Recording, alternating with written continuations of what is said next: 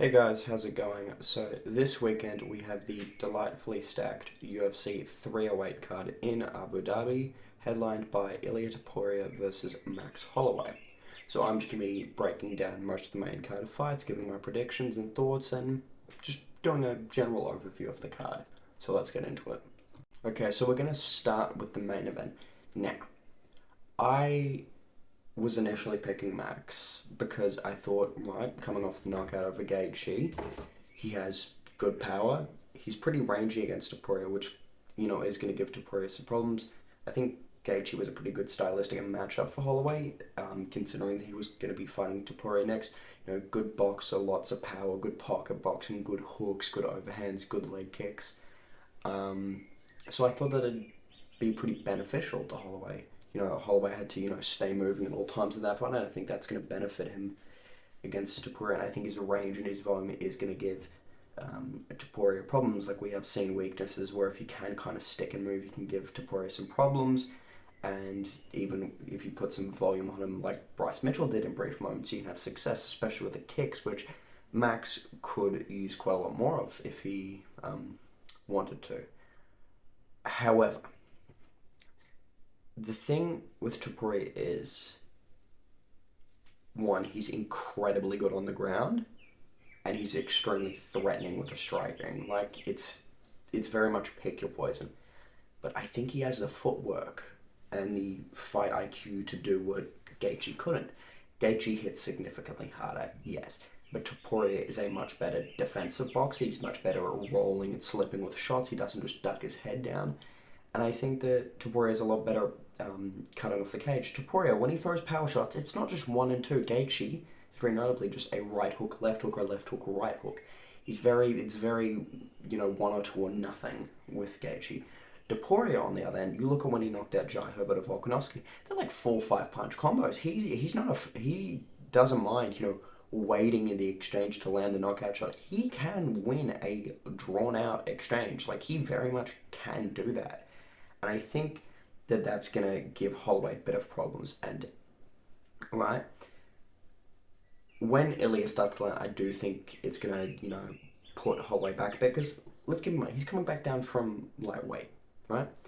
And he bulked up properly to lightweight. He wasn't just fat, right? He bulked up pretty big, and he looked really good at lightweight. And I actually, wish he would have stayed there. But he's coming back down. Topuria's going to be much, much faster than Gaethje. He's going to be a lot more technical than Gaethje, and he's going to have a lot more diversity in striking. Gaethje in that fight was very, very simple, and he didn't really know how to attack. I feel like Topuria will, know how to get at Holloway fairly early on, and he'll just rinse repeat trying to cut him off the cage. And while Max, does take leg kicks a lot, and he doesn't really show damage per se, Topuria has good leg kicks. Like, you look at Volkanovski. Topuria was landing some really, really good calf kicks on Volkanovski, and I do think they could be beneficial against Holloway, just racking up points. So I do see Ilia maybe getting out-volumed in moments, but rocking Holloway the big shot, maybe dropping him once, against the fence. If Holloway stops moving, he's going to get dropped. But I do see Ilia winning the bigger moments, and I think that's what a lot of people are picking him to do. He will get outstruck in moments, but I think Ilia will be able to, hurt him or hurt Holloway when he needs to, and even impose some grappling once the striking gets a bit better. Like, I can see Ilia, winning the, first two rounds pretty clearly, hurting Holloway, and the third, starting to slow down a bit, but he implements some grappling, maybe gets a takedown or two, gets some control, wins the round off of that, then 4 and 5 start leaning more towards Holloway. I can really see that, but I do think Ilia will win, and I do think it'll be close, though. I do think Holloway's going to have some moments, and I think it's going to be a really great fight, and I really am looking forward to it. Topuria is a pretty big favourite. I'm not going to put money on this fight. I don't normally put money on fight, but I don't recommend putting money on this fight. It's just going to be a very, very close competitive fight, and I really do think this is probably one of the best fights that we get to see this year, and I'm really looking forward to it. But yeah, I've got Ilia Topuria, 48-47. So, decision for Topuria. Okay, now for the co-main event, Khamzat Chimaev versus Robert Whittaker. Important to note, it is 5 rounds. Now, Hamzat is a very big favorite. And as to why, well, it's because he's got a V in his last name. Robert Whittaker should not be an underdog, let alone this be big of an underdog in this fight. And for a few reasons. One, Hamzat got sick in his last training camp very, very badly. He has gotten so many injuries and so many illnesses. And, well, you can say the same for Whittaker. At one point in his career, he was plagued with injury, plagued with illness. But it's visibly taking an effect on Chimaev. We've seen a gradual decline in his performances. And from what I've seen, he actually can't fight through these injuries in a fight, or at least that well compared to Whittaker. Whittaker had his knee blown out by Romero and broke his hands on Romero's skull because Yoel Romero is just built different. Now we see Chimaev, the reason he explained why he looked so bad against Usman and arguably lost those last 2 rounds is because he broke his hand in the first round. And he wasn't able to implement kicks or, use his other hand or implement elbows. He just kept it fairly tame on the feet. So I do think, Hamzat's going to be a bit compromised in this fight, right? Illness as well. It's going to affect your gas tank. I'm just going to be real. Hamzat's cardio wasn't great to begin with. He noticeably slows down. And I think just coming off of illness, it wasn't that long ago. It would have been about 4 months ago where he was, and I quote, violently ill. So, I do think the fact that this is a 5-round fight does not benefit Chimaev at all. I think it will give him some problems in the later rounds. But also, let's look stylistically. Every time Hamzat has gone against elite competition, he has really, really struggled. Like against Gilbert Burns, went to war with him, nearly got knocked out, did win the decision and did look impressive, but again, Burns is significantly smaller and, really quite chinny. And that's no, diss on Burns. Burns is great. But again, this is against Burns, a welterweight, a small one at that. Burns, used to be a lightweight, and Chimaev went to war with him. Chimaev fights Usman on, 6 days' notice, and I guarantee you, Usman was injured in that fight. Usman was injured in that fight because there was a video of him doing an open workout with Justin Gaethje for that card where you can overhear him say that he might have popped his knee. And we haven't seen Usman in over a year, so it would not surprise me if Usman got injured. And, Usman arguably beat him. There's a good argument for Usman round 2 and 3 in that fight. And, Hamzat, aside from the first round, didn't look all that, impressive. So I think just in terms of skill level, there's, a level of opponent that Hamzat can just bulldoze, like Kevin Holland, Li Jingliang, John Phillips and that. And he can bulldoze them pretty easily. But when we see Burns and Usman, he, very visibly struggles. And I think you give that Usman fight 2 more rounds, even on short notice, Usman, 2 more rounds, Usman's winning that fight. Burns, maybe Chimaev could still win because just he did a lot of damage and even hurt Burns in the 3rd round. But Burns, again, was still taking over, towards the end of the fight. I think Whittaker also has some really, really good tools. Chimaev doesn't move his head that much, and I think that's just going to allow Whittaker's jab to land really, really strong. I think Whittaker is going to be able to land some good knee stomps if he times them well. Even good calf kicks. Burns was able to land good leg kicks. I think Whittaker's okay to commit back to those. The front kicks as well because of Chimaev's a more square stance. Chimaev's got a very long torso. Body kicks, front kicks to body. They're going to work very well. And even, again, throwing in head kicks. They can go on the guard, the head kicks. And I think just Chimaev's lack of head movement is going to, give Whittaker a lot to work with. I think the 1-2 is going to land really well. And I think the looping hooks of Whittaker, if Chimaev doesn't shoot under them, I think he should be alright. Now, also, Whittaker is a fantastic defensive wrestler, right? You see against Burns was able to get up. And Burns is a lot more accepting of going on the ground than someone like Whittaker. Whittaker will, get off the ground like the floor's lava. Whittaker's, extremely fast with the sprawl. It's just textbook. He is a really, really good wrestler. And he, even offensively, he's great. I don't think he'll take down Chimaev, but I think he has enough to hang with Chimaev on the ground. And I think even jiu-jitsu-wise, I think Whittaker's got great jiu-jitsu, and defensively, it's fantastic. I think if Chimaev couldn't choke out Usman, I don't really see him choking out Whittaker either. So I think Whittaker's going to, survive the early round, have a competitive round 2, but in round 3 and, for the jab and the 1-2 and, the knee stomps, the high kicks, he's just going to slowly wear Chimaev down.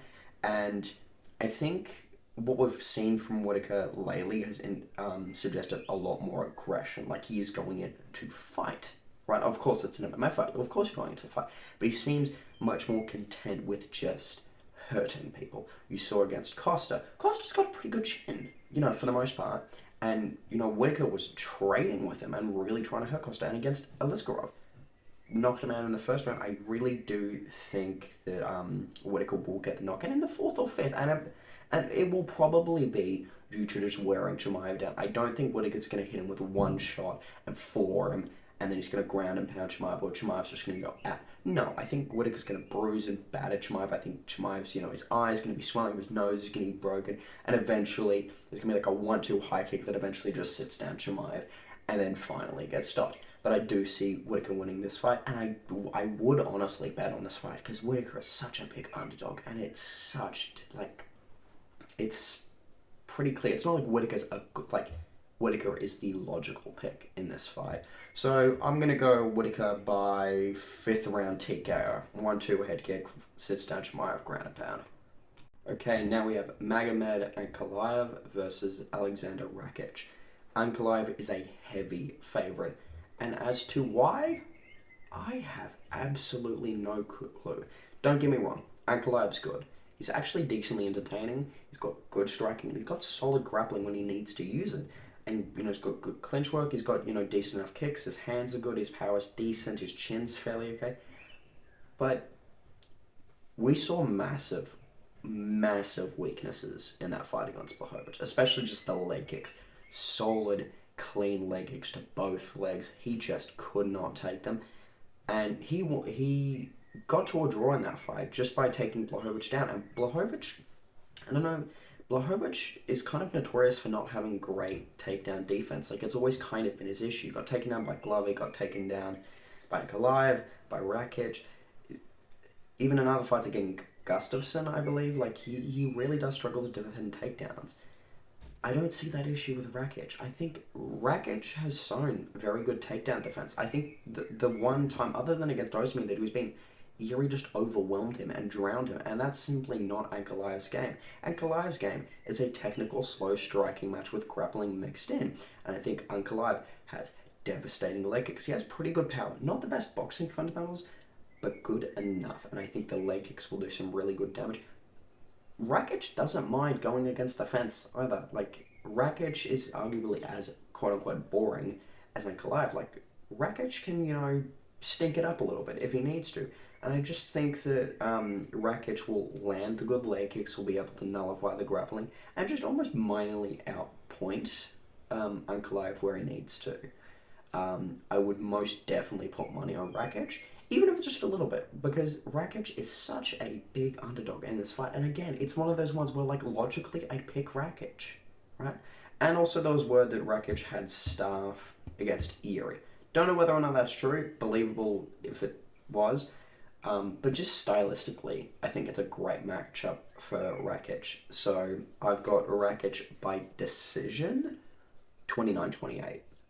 See, I think I think Ankalaev might win the first round just by, grappling a bit, and Rakic's leg kicks will start to take over and do damage, and eventually just Rakic will win a fairly, lackluster decision. Okay, now we have Dan Ige versus Lerone Murphy. Now, I was never really that high on Lerone Murphy, and I'm still not, if I'm being completely honest. He had issues against Barboza, but I think to lose to Dan Ige, you have to be a fairly basic fighter. Ige, I don't want to call Ige a gatekeeper because he's an absolute badass for stepping up against Diego Lopez on 3 hours notice. But you look at the guys that Dan Ige has beat. We got Gavin Tucker, we got who was it as well? Nate Landwehr. He can beat these outside of the rankings guys pretty easily. But I think when you start to implement more complex things with Ige, and even implementing extensive grappling and longer striking, I think you can beat Ige, and I think Murphy has that. I think Murphy has good enough striking to have one. Like, he did good against Barbosa in the striking, putting on good volume, and Murphy's fairly long for the weight class, I believe. He's got decent kicks. He's got good knees as well. And he showed his grappling to be really, really solid. And unless, like, there's a massive... Like, Ige is a good grappler, but it's nothing insane. Like, we've seen him out-grappled by the Korean Zombie. We've seen him out-grappled by Bryce Mitchell.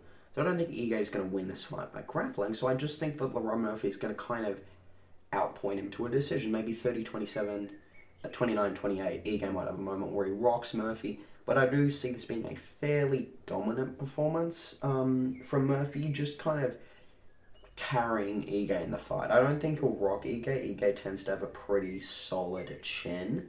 But I just see Murphy winning, and he is the favourite, and I do believe that is correct. Okay, for the main card opener, we have Sharabuttin Magomedov versus Armen Petrosyan.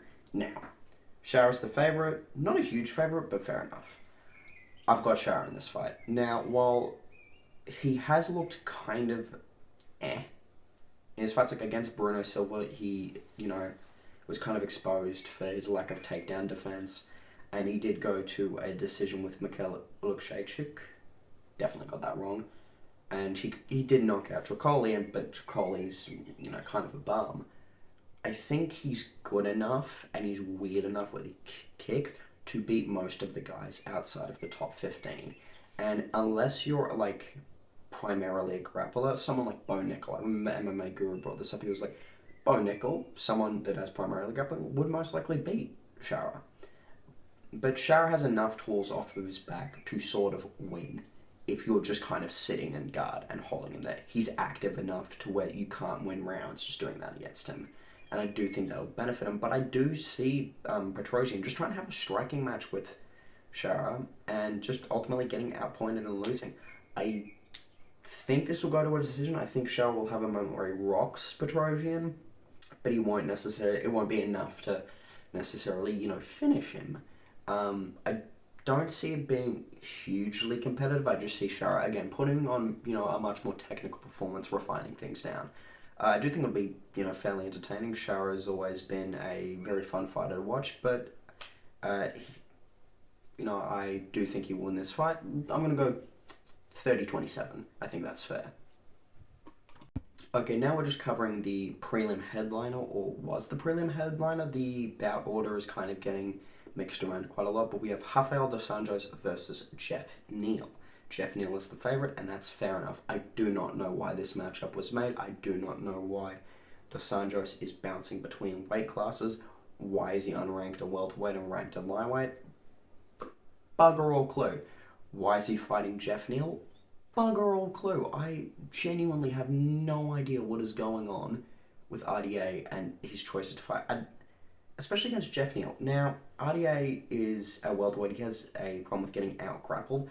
Jeff Neal isn't a grappler, no, but even strikers who aren't grapplers have been able to implement heavy grappling. Vicente Luque beat RDA in a pretty lackluster fight, but he was still able to implement grappling against RDA.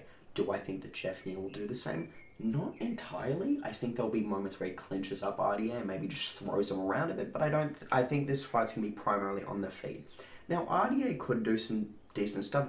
They're both southpaw. RDA could land some decent leg kicks. He's got pretty good volume. He's got pretty good body kicks. But Jeff Neal, he's got footwork to stay out of. He's got really good footwork, and he hits really, really, really hard. And I think that while he might not knock out RDA, I think his power punches will be enough to keep RDA at bay. But I do actually see Jeff Neal knocking out RDA. I think RDA's chin is going down a little bit. I think we saw him get knocked out against Fazeev, fair enough. I think if Jeff Neal catches him at the right moment, he can very easily put RDA out. So I do reckon that Jeff Neal is going to win this fight, and I think it's going to be by, let's say, second round knockout. Now, that's the majority of the important fights on the UFC 308 card. I cannot wait for this fight. I'm definitely going to try and do some breakdowns for these fights as well. So I hope you enjoyed this prediction video. I'm just, again, trying to do more of these just for the pay-per-views, most likely. But anyway, guys, that's the video. Enjoy the rest of your day.